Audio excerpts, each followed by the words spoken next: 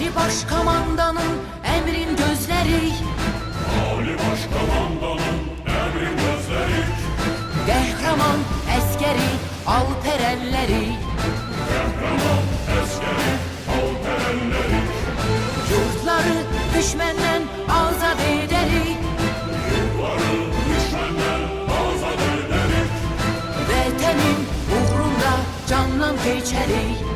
vətənin uğrunda candan keçeri.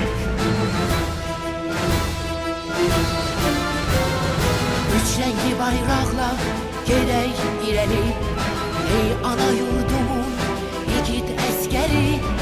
Halal olsun sənə südü ananın, yaşasın hər zaman Azərbaycanın. Düşən gülləsinə sinə gələrik, biz sənə hər zaman ana deyərik. Ey mənim vətənim Azərbaycanım, qurbandır, qurbandır sənə bu canım. Qurbandır, qurbandır sənə bu canım.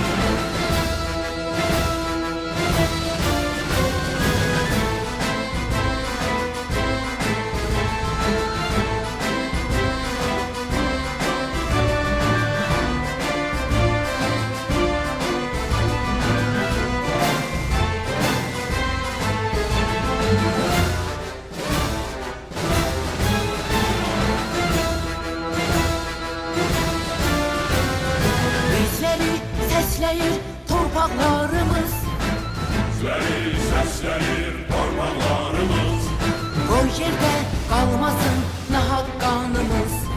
bu yerdə qalmasın nahaq qanımız. Şəhid oldu neçə qardaşlarımız, Şəhid oldu neçə qardaşlarımız, hər zaman fədadır sənə canımız. hər zaman fədadır sənə canımız. Üç renkli bayraqla gedək irəli, ey ana yurdumun igid əskəri. Halal olsun sənə südü ananın, yaşasın hər zaman Azərbaycanın. Düşmən gülləsinə sinə gələrik, biz sənə hər zaman ana deyərik.